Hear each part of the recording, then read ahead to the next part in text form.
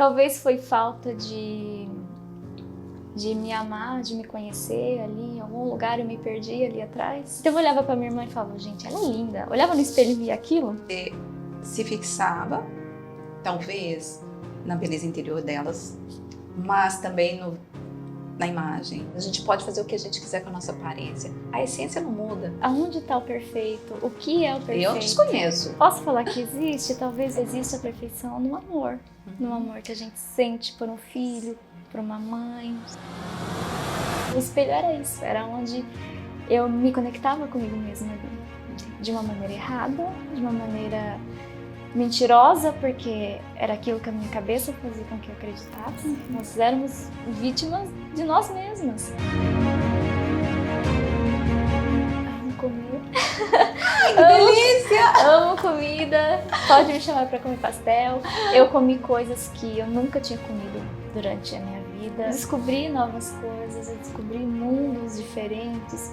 Comecei a me amar mais e amar mais as pessoas. Você conecta com pessoas que passaram, que estão passando pelo problema que você passou, e então você pode dar como se fosse um farol ali, ajudando Sim. essas pessoas. Sim. Muito, muito importante isso que você Sim. está fazendo, de Sim. não só de ter brotado isso dentro de você, como você também está dando para as outras pessoas. Sim. Isso que esse caminho, que essa jornada te permitiu se aprender. Sim. E você agora está jogando pétalas. Eu pra onde me tá. permitir, né? É muito bom viver.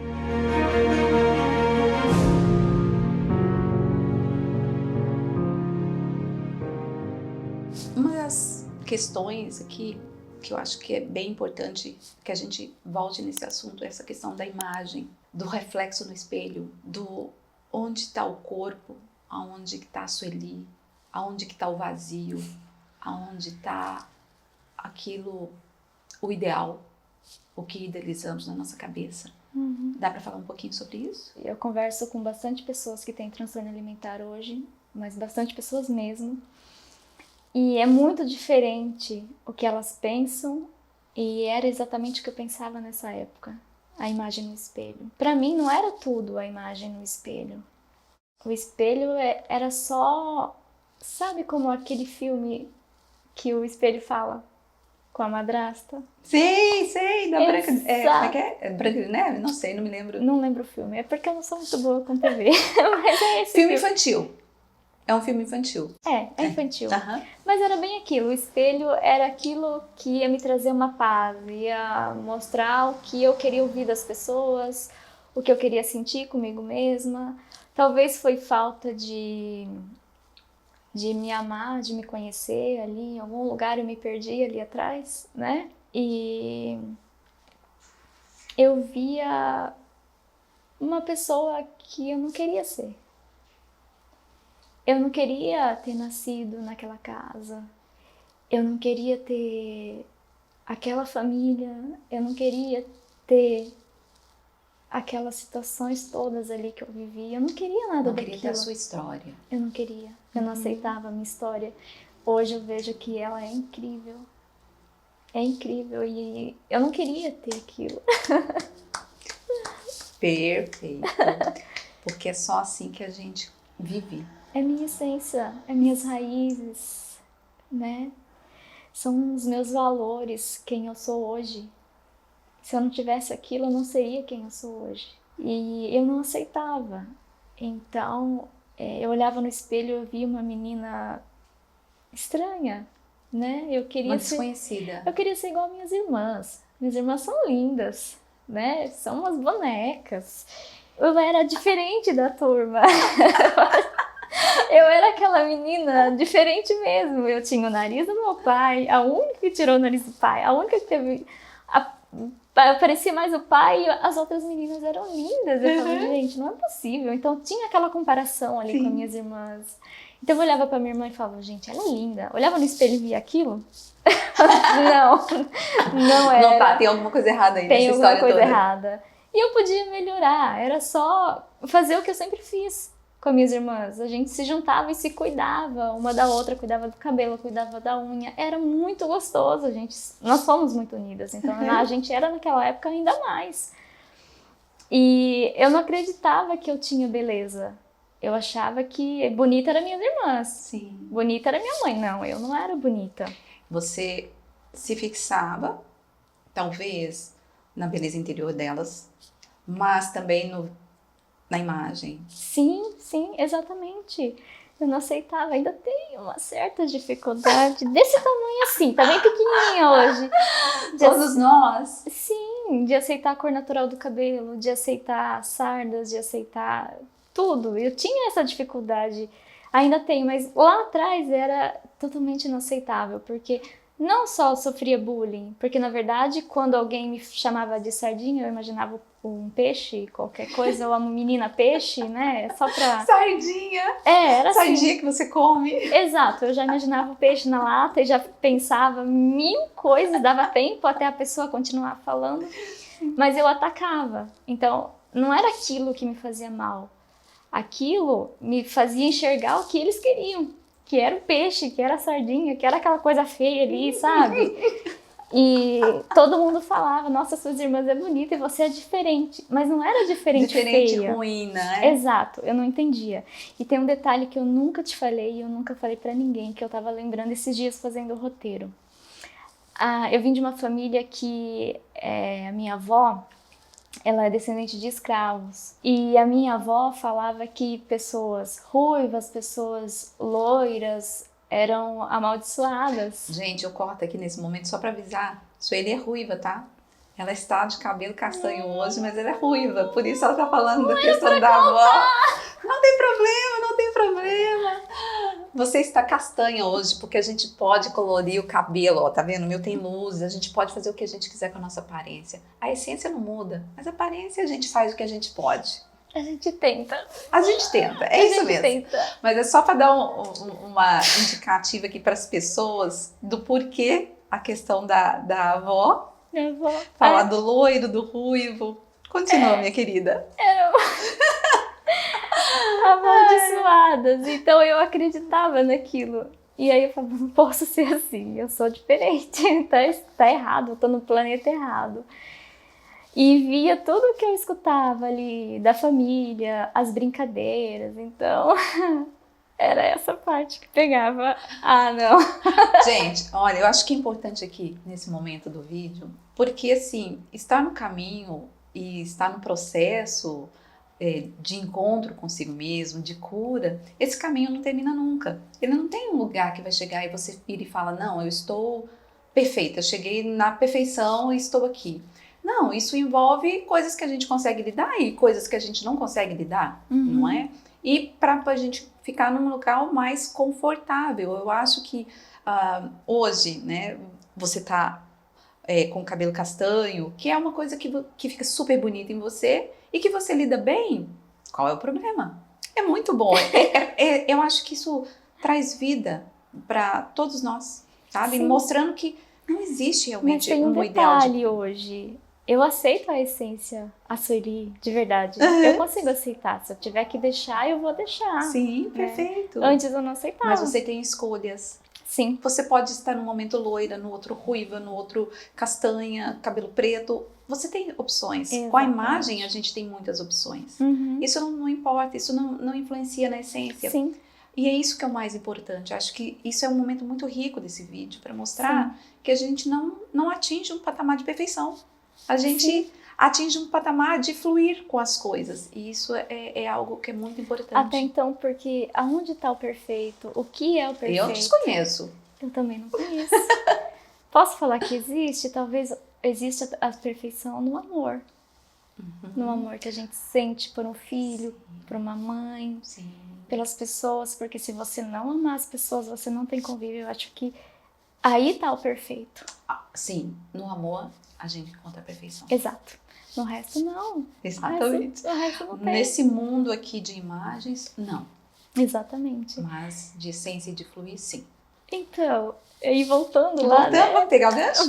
Voltando lá, eu vi aquilo do espelho. Uma menininha feia, fora dos padrões, né? Diferente das minhas irmãs, porque eu olhava para elas, era um espelho para mim. Eu queria ser como elas. E uma imagem totalmente vazia, né, com conteúdo não só externo, porque o externo era aquilo que eu acreditava que eu estava vendo. Ali o meu cérebro já mentia para mim, porque eu não era feia.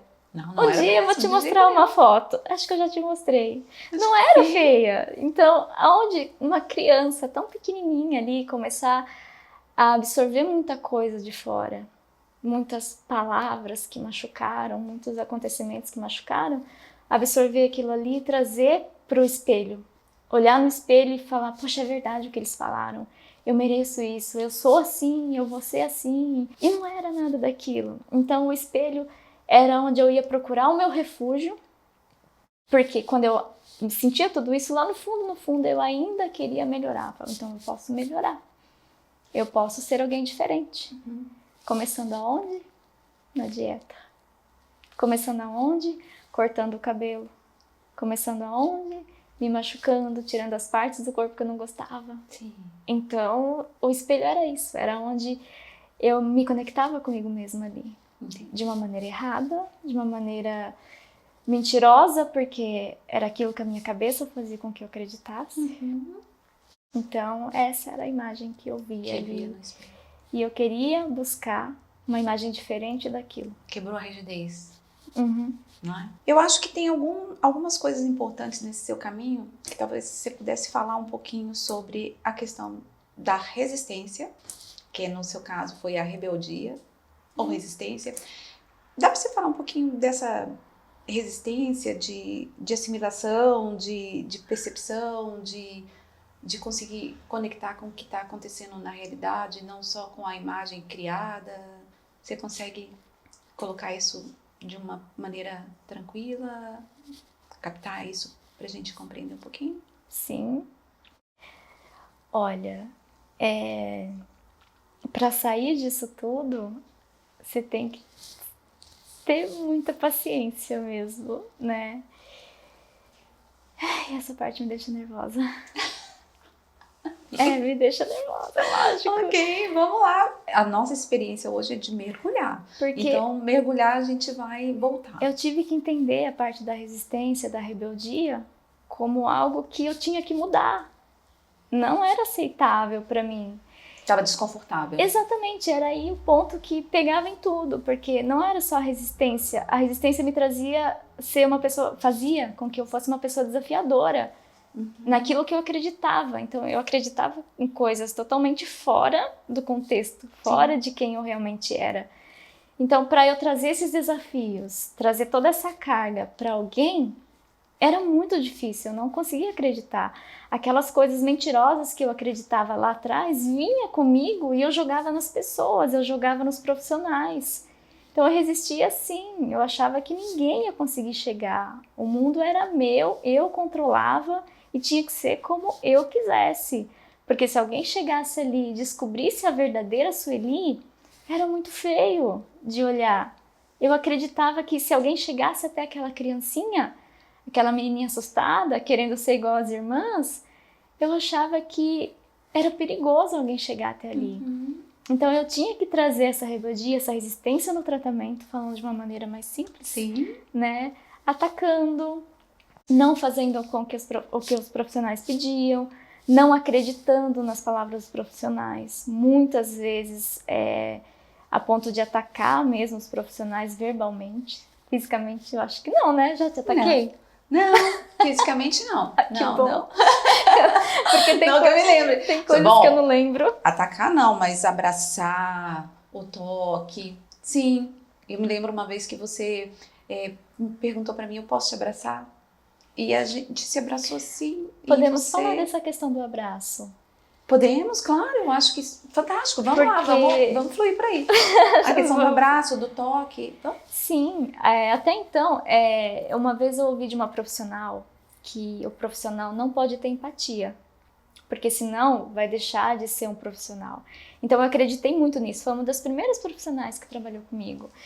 Eu acreditei muito nisso, eu absorvi aquilo pra mim. Então se não pode ter empatia, não pode chegar até mim. E eu nunca permiti pessoas me abraçando, porque eu sempre achei que era falso, que era pra me machucar, ou até então chegar onde eu não queria que chegasse até aquela criança, porque o abraço ele conecta a gente, né, com muitas coisas. E eu não sabia disso até quando eu abraçava antes, porque assim, eu abraçava os namoradinhos na escola, abraçava e tal. Mas era uma coisa sem sentido, uma coisa meio que artificial. É, isso mesmo. E então não tinha sentimento ali, porque se tivesse ia acontecer alguma coisa errada, alguém ia chegar perto da verdadeira Sueli. E eu lembro que na nossa primeira consulta, você não me abraçou. Não, a gente nem foi bem profissional mesmo, mas eu consegui ali trazer para você. Você deve ter pego alguma coisa ali e conseguido entrar na minha história. Mas eu consegui trazer para você essa questão dos profissionais que eu não confiava, trazendo o desafio para você. Exatamente. Na segunda consulta, o que a senhorita faz? O quê? Levanta da cadeira, vem até mim e se despede com um abraço. Ah! Você lembra? Não, né? Porque foram muitas emoções. Foram muitas consultas. E aquilo doeu em mim, porque não foi um abraço falso, foi uma coisa sentimental. Você me abraçou dizendo, eu estou aqui. Sim. Eu vou te ajudar. Com essas palavras, literalmente. Exatamente. Então aquilo, pensei, não, ela me abraçou, ela vai chegar perto de mim, eu não posso deixar de jeito nenhum. E aí na outra consulta que eu trouxe pra você, eu falei, Ive, não me abraça, eu não gosto de abraço, não consigo ter essa coisa de abraço sentimental, não gosto disso. E aí foi um longo caminho, né? Porque eu me lembro que a partir do momento que você falou dessa forma e colocou para mim, a gente foi nas consultas, sempre respeitando tudo aquilo. Sim. E até que teve uma consulta, você virou para mim e falou, você pode me abraçar? Sim, sim. Porque naquelas últimas consultas você já tinha tocado meu coraçãozinho já. Já tinha quebrado ali aquela barreira. Sim, perfeito, ótimo. A outra coisa que eu acho que seria bastante interessante a gente falar, que é um assunto que é muito importante, que é a questão da vitimização. Vamos lá? Vamos falar sobre isso, porque a vitimização, a gente se coloca nesse papel de muitas formas. O tempo inteiro, né? Porque a gente troca isso, a gente se coloca nesse papel de vítima para ganhar algo. Sim. Né? Conta pra mim como é. A vítima ali, na verdade, não era nem pra ser a coitadinha na história, ou conseguir abraços, ou conseguir atenção. Porque a maioria das pessoas que vê uma pessoa com anorexia quer chamar atenção, isso é frescura, tá carente. Não era isso. Não era. Nós éramos vítimas de nós mesmas. E se alguém chegasse até onde machuca, até onde realmente dói, porque tem que chegar nesse ponto, você vivia me falando que a gente ia ter que mexer em lugares, em feridas e tal, até para curar. Então, eu tinha que fazer aquela pessoa, poxa, eu preciso tirar ela do foco. Eu preciso fazer ela desviar para o outro lado. Então vamos lá. Tá chegando perto, socorro! Perigo, perigo, perigo, vermelho, você faz vermelho. pra criança, a criança tá chegando perto, você fala, olha, vem cá comigo, vem ver tal coisa. Era isso que a gente fazia, olha, vamos pra lá, vem ver tal coisa, mas o quê? Tinha que ser a vítima na história, né? E era vítima de nós mesmos. Então, muitas vezes eu acreditava, chegou num momento bem por volta ali dos 23, 24 anos, que eu acreditava que se eu não fosse a vítima ou não fosse a coitadinha, talvez eu perdesse tudo aquilo que eu estava conquistando. Certo. E não era bem isso. As minhas conquistas eram o quê? Ser magra, ficar totalmente fora daquilo que as pessoas achavam certo. Não estava certo, né? E agora que eu vou fazer uma retrospectiva, vou trazer à tona uma lembrança muito engraçada ainda bem também. Que eu tô sentada, ainda bem que eu tô sentada. Que eu me lembro, acho que você vai se lembrar, eu cheguei para atender. Você não estava programada para ser atendida naquele dia. E quando eu cheguei, eu me lembro bem, você estava sentada numa cadeira de roda. Isso eu já não vou lembrar. E aí você falou, olha, eu estou precisando que você me atenda. Eu falei, mas a minha agenda está muito cheia. Se você realmente estiver muito necessitado, se for muito urgente, então vai no pronto-socorro. E eu passei, eu olhei bem para você, né? E eu não senti que aquele era um momento, assim, muito absurdo, que você era vida ou morte, né?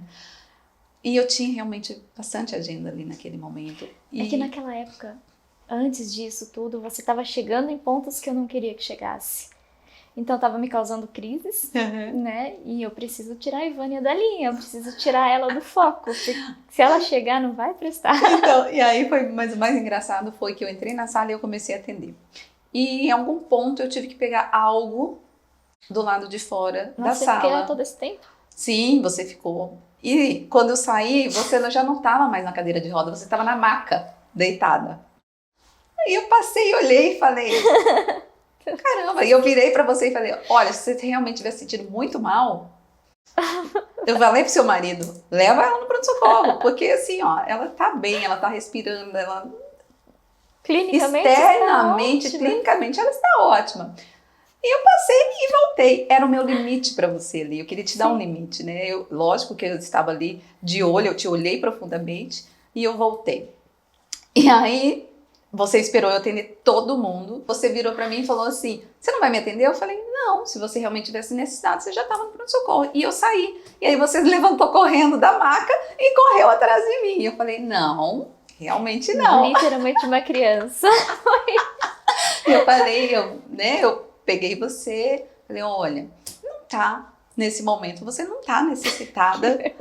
Isso aqui faz parte do seu processo terapêutico. E se você realmente precisar, você vai no pronto-socorro. E eu fui-me embora. Então, assim, essa Coragem questão sua. da vitimização mesmo, Sim. de como que isso chegou no físico, de você fazer esse processo, que é uma coisa que era importante, vamos dizer assim. Eu acho que ali naquele momento em que eu fiz todo esse processo com você, de alguma forma, aquilo pegou forte em você. Sim, porque não adiantava você ter empatia e você não estabelecer limites. Exatamente. Não é?